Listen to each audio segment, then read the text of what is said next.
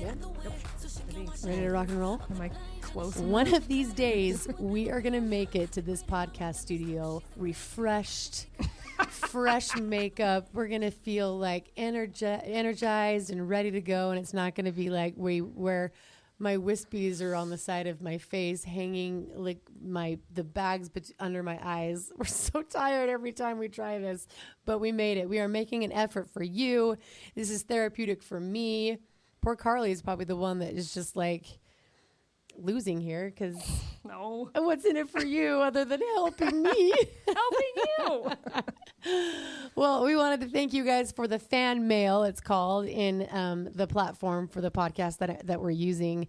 When you send in text, it comes in and it says it's fan mail. So we wanted to read one of these. Last week we were talking about red flags and how to acknowledge those or see those beforehand. Call them out. Yes, because I'm so sick of hearing young and dumb and it's blind and you're just in love. I mean, I feel like I was smart. I just was really forgiving and very lenient and very accepting. Educated in a lot of things and still not be educated in dating or in people. Yeah. A lot even of with a psychology degree. I mean, it was good for nothing. In the book, it's different than in real life, you know? No kidding.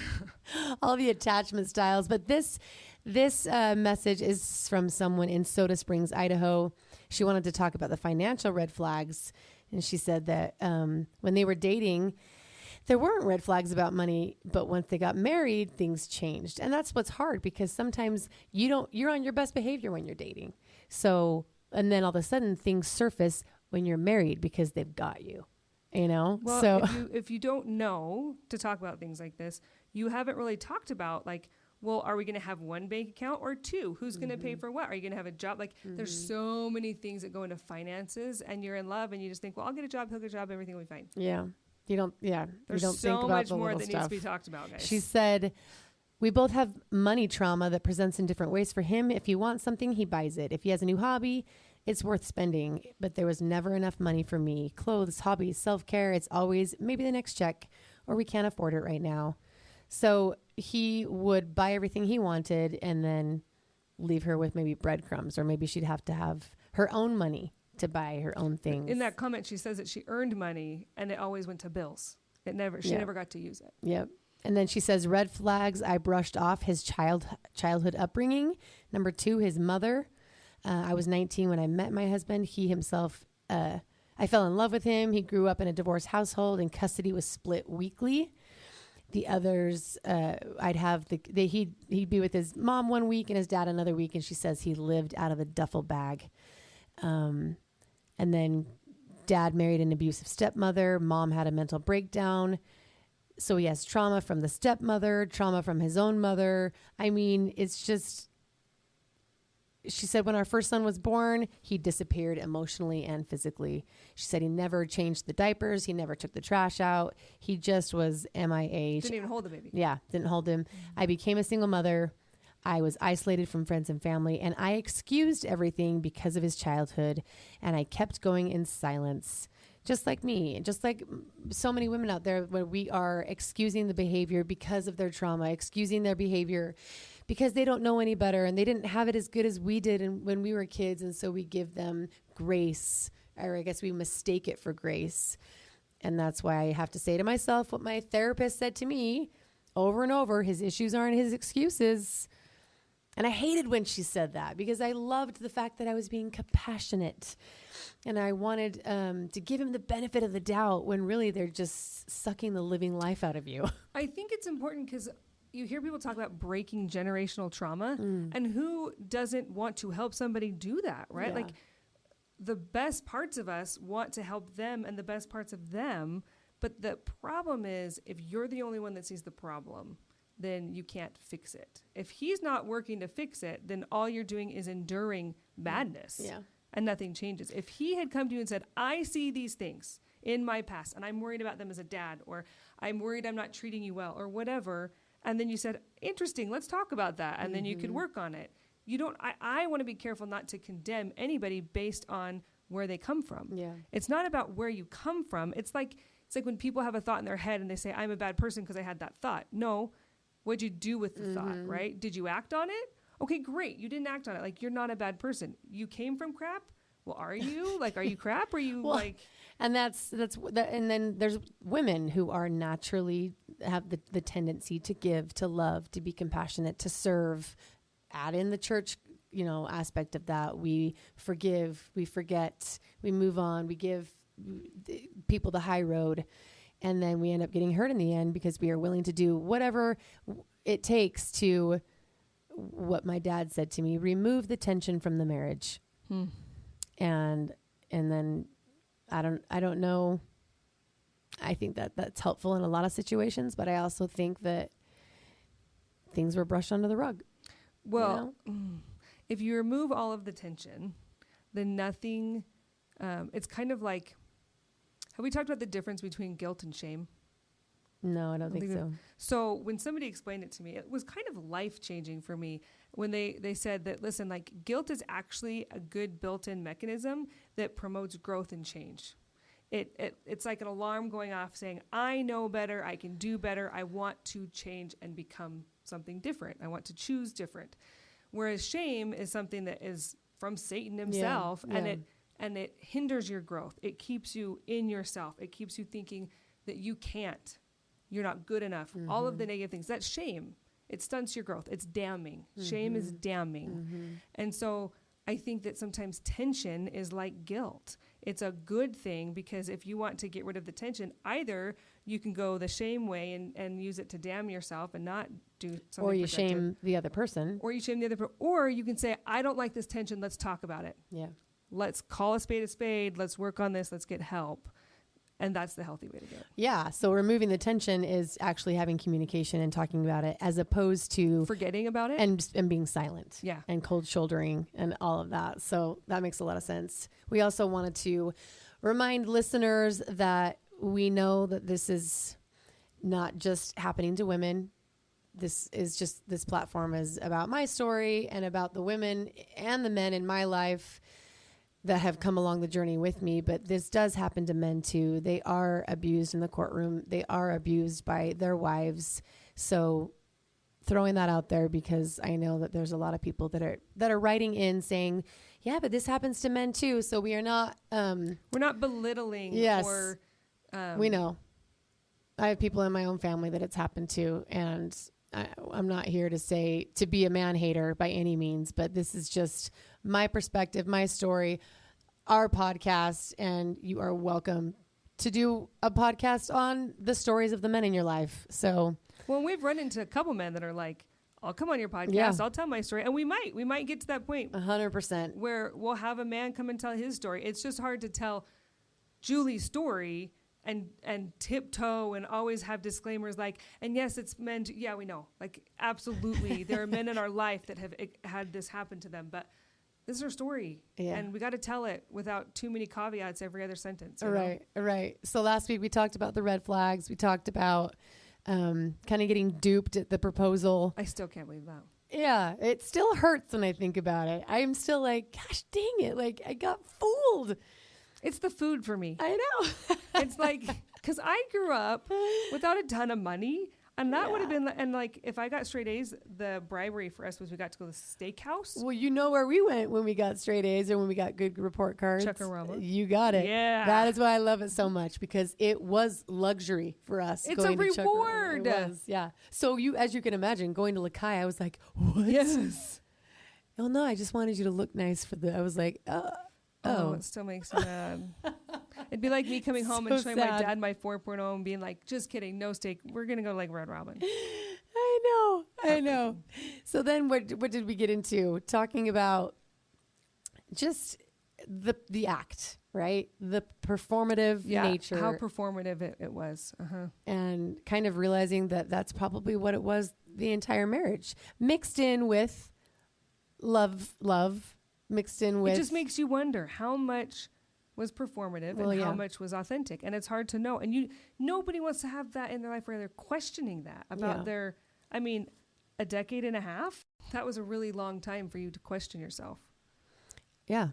I mean, one of my kids wanted to know why he decided to be done with the marriage.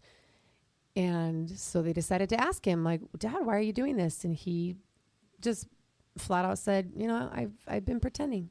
I've been pretending the last half of this marriage. And then this child came and told me that. And I was like, he said, what to you? So it just made me question the entire marriage. It made the child question Their life? their whole life. And it has made me question my own personal revelation. It's made me question my own confidence, my ability to make decisions, my ability to receive answers from God, and my own confirmations of the Spirit. It's making me second guess myself, all the decisions that I've made. It's like when your life flashes before your eyes, like every decision that I've made in my life was like, wait, I should have done volleyball instead of dance, because if I had chosen volleyball, it would have led me towards sports instead of dance, because I met him dancing. Like I literally have gone back that far. And so Talk about screwing with your mental health. Oh my gosh. Yeah. Like there are literally loose screws in my brain at this point. Well, and it was when you said it was just another one of his gigs. It was just a really long gig. Yeah. A really long gig. It's a performance of a lifetime for a long time. It sucks so bad. But it made me think of I think it was the 3rd grade, maybe the 4th grade. My best friend told me that I was too fat to be her friend. That is awful. And I just say, like, that's something that you've never forgotten. I have not forgotten. Okay. It has made me think twice about every pair of pants that I put on. It has made me even feel, to this day. Oh yeah. You still think, and that was what grade? How old were you? I was like 8 or 9. So sad. And it made me question my self-worth. It made me, all of the things. Now, granted, I'm married to a man who never makes me feel ugly a day in my life. And so I don't really sit with it a lot, but I have never felt good enough or skinny enough, or like, it doesn't matter. The point is, it messed with me and it never went away. Mm-hmm. I will say, maybe I shouldn't, but the kind of good ending to my story is that as we got older, people called her Butterface. Butterface? Why? Because she was greasy? No, because she was hot, but her face was ugly. I'm not computing. She's not a pretty girl. She was hot. But why would But her face. Oh. They called her... But her face? But her face. So they'd say Butterface. That took me a minute. It's so mean. But when I heard that in high school, my high school self couldn't help but be like, okay, good. Like there's some justice in the world, And this girl probably doesn't remember me at all, right? Like we went 2 totally different directions in life. I have no idea where she is. And she was, giving her the benefit of the doubt, she was a 3rd or 4th grader, right? Like, we all say dumb stuff. Yeah. And she probably had no idea. And to be honest, I really hope that she doesn't know that people called her that. Well, because it's so not nice. Well, we all have those moments. I got called a hairy gorilla. I was a hairy person. I had it on my arms. We're getting way off topic, but like we all have those comments where we will never forget what was said to us. And the point that I was trying to make is that was 30 years ago. And it's a story that I remember vividly. We were at recess. I couldn't sleep that night. Aww. I remember a sleepless night in my bunk bed, thinking that I was in tears because I didn't think anybody would ever want to be my friend because I was too fat to be their friend. And so, actually, in my teenage years, I was not fat. I should have. You look back at those pictures, and you're like, why did I not embrace how awesome I looked in my teens, And then you have kids, and you're like, oh, dang it. Yeah, and I got laser hair removal, so what the heck? Like, in your face, calling me a hairy gorilla. And to be honest and candid, I had more hair on my body than the petitioner. And should that be a red flag? That was always a little awkward for me. Did he work at that? Or was that natural? I think, no, he just would shave. That's in my book.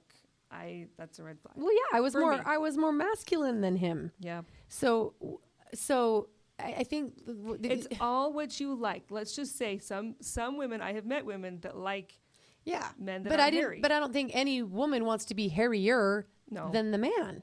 I don't know that you feel good about that. No, but I also wasn't willing to take the time in the shower to shave everything. No, you're all always the nursing time. a baby for like 10 years. Seriously. There's no time for that. And so this kind of goes back to Your lack of self-confidence Yeah. because of, see, my point in my story was that was a small thing 30 years ago. You are 3 years ago realizing that half of your life is a sham and that you now can't trust yourself. You're not confident. My whole thing in talking about this is part of the fallout of, I think, anybody's divorce, but yours in particular has been for you learning to trust yourself again. Yeah. And as your kids get older, you have teenagers and their choices are getting harder and the consequences are getting worse and you're having to parent on your own Yeah. and not second guess yourself. How do you deal with that? I don't know that I am. Some people are like, "Oh, you are superwoman and you're killing it." I'm like, "No, I'm crying and I'm having my own meltdowns." And then all the things that he said to me upon leaving, I'm like, "Well, he was right. I am controlling. I am too negative. I have so many downfalls and then we start to self-blame and then you spiral.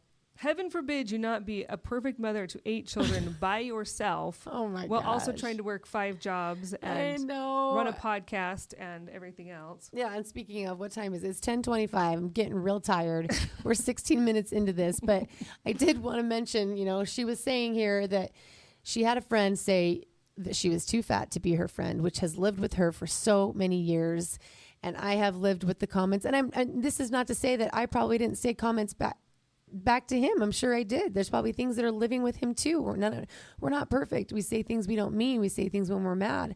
But 18 years of what now I'm like, well, crap, was I being punked the whole time? Was this all fake? Was this all pretend? Was this all a performance?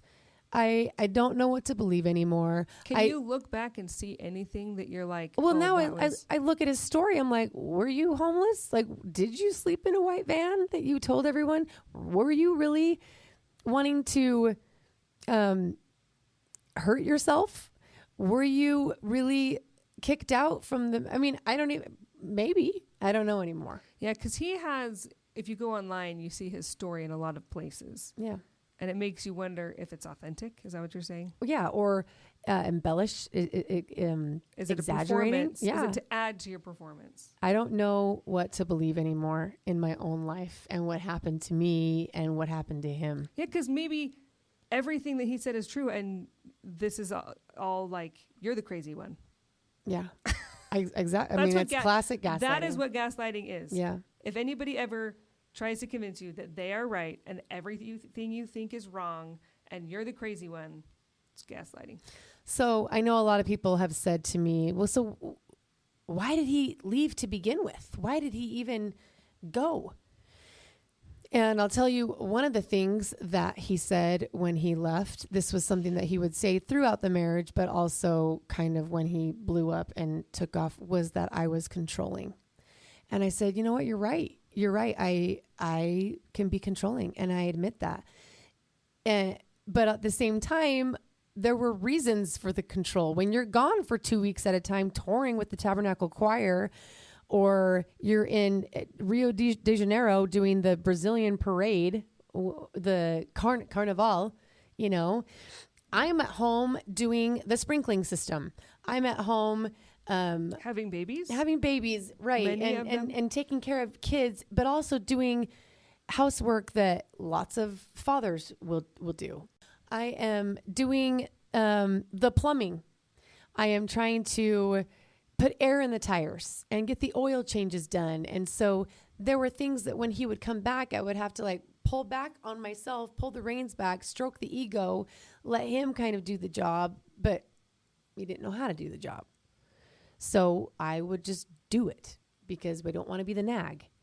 So I would get called controlling. And it's interesting because I have gotten so many, since he has left, I have gotten so many direct messages, Facebook messages, texts of viewers like you telling me, oh, honey, we saw this coming. We knew all along.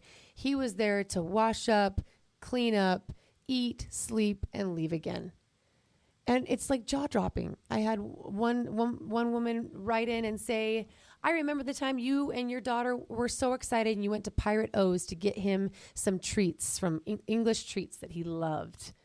And you were so excited to give it to him. And you went out to the door, to the car to give it to him. And he was, of course, in the car playing his own music, listening to his own music, which is fine, whatever. And we gave him the Pirate O package. He's pulling out the chocolates and he's like, oh, thanks. And he put it to the side and rolled the window back up.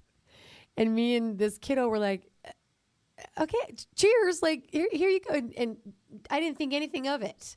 But this viewer was like, I was so disgusted with how he brushed you off. After you guys went through all this effort to like treat him and love him and gift him something that he loves from his motherland. You went out of your way to say, we're thinking of you. Yeah. But again, I never thought anything of it. It was just like business as usual. I had somebody else say, I stopped following you when I watched the way he took the baby from you. And I was like, what? She just said she didn't like the way it inconvenienced him from what it appeared to look like. Okay. And I was like, I'm not seeing any of this. But people are coming out of the woodworks like crazy saying he was never home even when he was home. And I think that's, again, me now looking back at my whole marriage and my life thinking, what did I put up with that I should have said enough is enough? I never would have done it. I made covenants in the temple. I have pictures of the temple all around my house. I have the covenants that I've made there and as a child, and I was never going to break that no matter what. Well, not only that, but I think, if you got to give yourself a break, because as you describe that, it brings to mind a lot of people that I know. There are a lot of women who their husbands, in order to bring home enough bacon these days, everything's so expensive, they travel a ton. And a lot of us are like, I'm not moving to California, which is where his job is. So he travels all the time. Yeah. And that's just their new norm. And so if you're seeing this around you, it's not that uncommon to be a stay-at-home mom with a husband that travels. Not where we live. It's pretty common. My dad would travel, every now and then. And I knew what I was getting into when I got married because he was going to be traveling. But I guess it was just unfair to be called controlling when I was forced to. I was required to take care of things. It's as though, so in our family, my mother and father-in-law are hilarious. But he's retired now, but he was a doctor. And so he's a type A and she's a type A. And they joke about what it was like when he came home. It was like, who's in charge? And you're in my way, Mm-hmm. And I think that that's very common for doctors. I think it's very common for lots of successful people is in order to get success in one arena, you have to become something. And there's got to be, push and pull at home. There's that old kind of joke about doctors cheating on their spouse with like the nurse, you know, because the nurse, especially like if you're a surgeon, the nurse, what do they call it? Like the hands on the stuff and the surge nurse, like the scrub tech.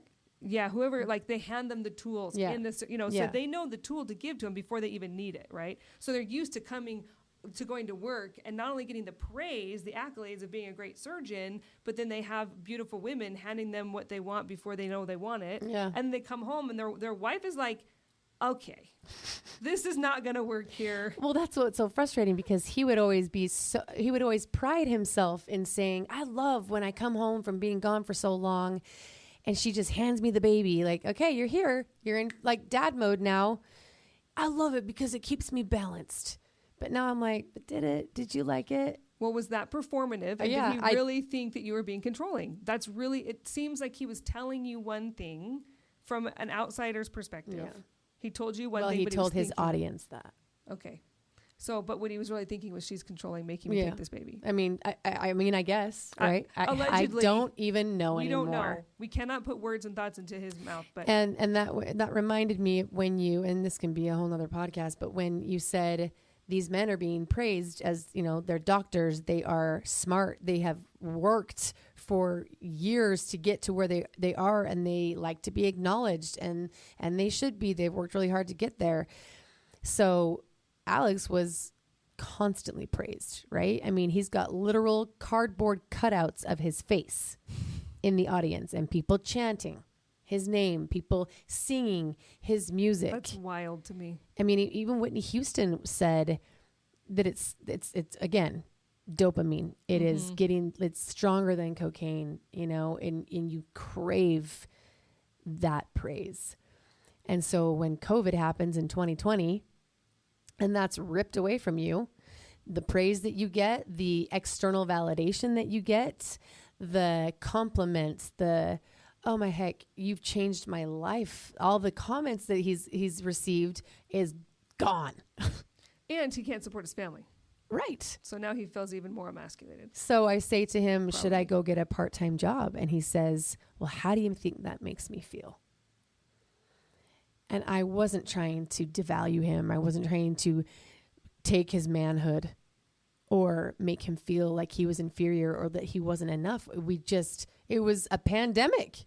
Well, and I feel for all of the men in that situation who we were lucky in our house because my husband kind of worked from home anyway. Yeah. But a lot of people were in that spot. And I feel for the petitioner. I feel for all the men and women who are used to getting that validation, but also to be able to support your family. And then they can't, right? Like it's normal to feel that way. But what's not normal is for your spouse to come and say, I want to help. Let me help solve this problem. We are a team. And for you to be met with, actually, we're not a team. Mm-hmm. This is a me thing. This is you saying that I'm not capable. And I'm like, dude, like, no, I'm not saying that. Like, but we are not making it. And it's not your fault. Entertainment was the first thing to go. It was the last thing to come back. And I do believe that was the beginning of the end. He would now if he was on this podcast, he would say, no, it was the whole 15 years, but if you think about it, the restrictions came into place in 2021.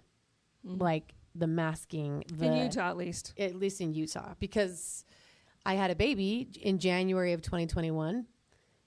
And that's when I was like in hazmat. The doctor, the OBGYN was like in hazmat gear. You couldn't, if you came into the hospital, you couldn't leave if you wanted to come back.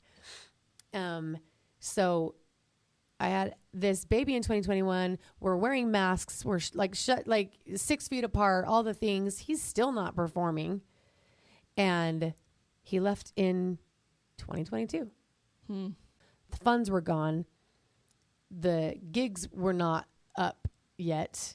I mean, they were starting to, but it was a year of like hellfire, damnation, death, and destruction, and homeschooling, and having COVID. Like, I got sick. I had COVID when I had a baby, and they induced me with Naoma because I had COVID.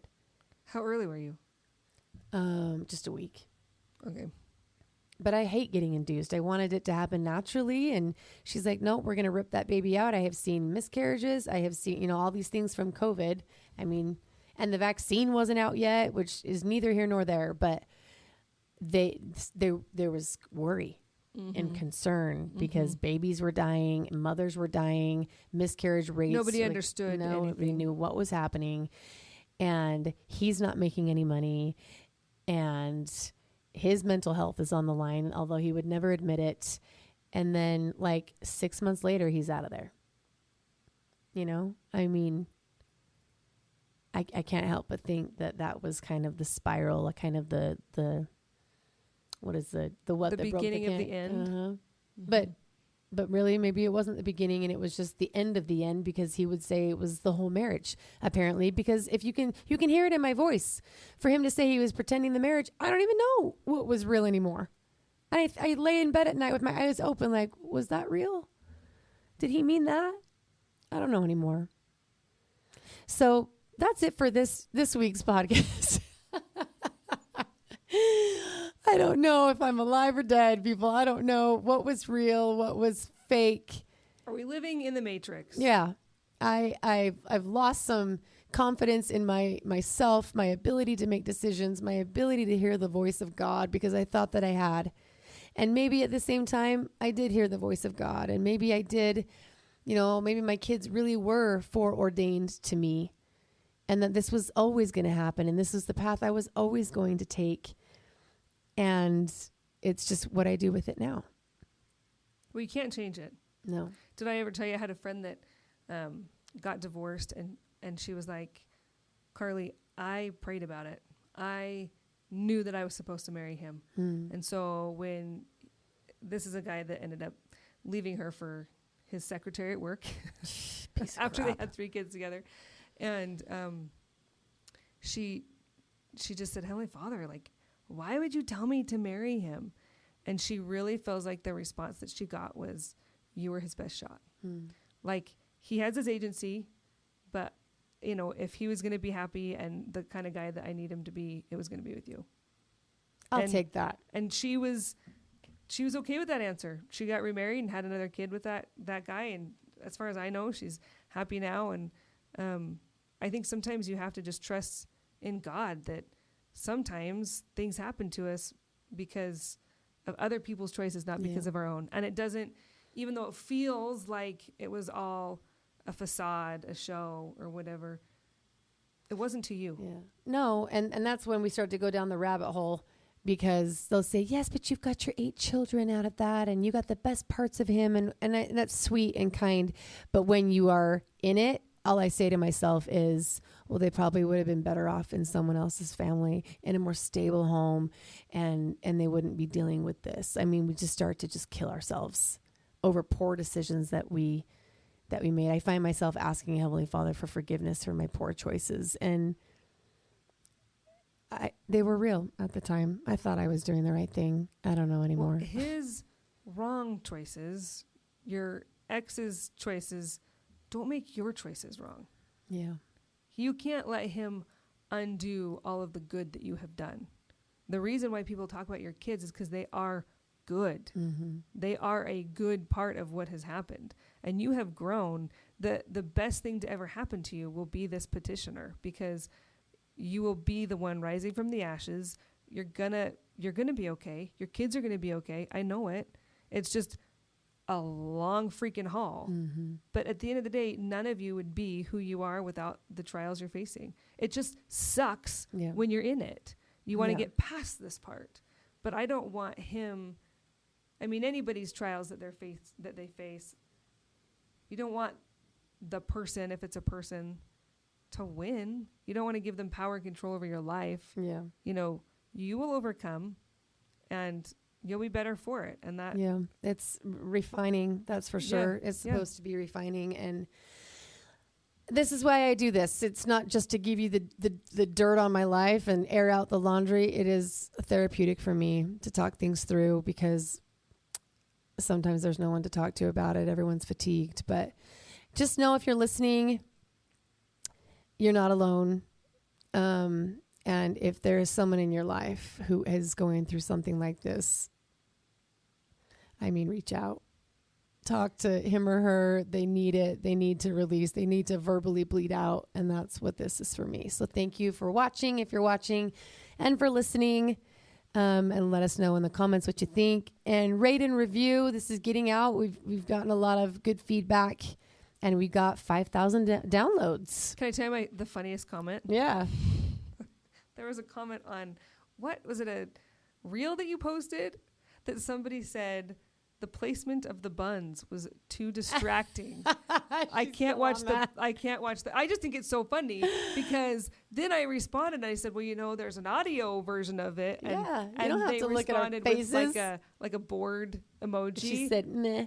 And she said meh. And I was like, oh, I'm so glad it wasn't the buns that kept you away. I was like, oh my gosh, it's so funny. Don't you dare rip on my bun.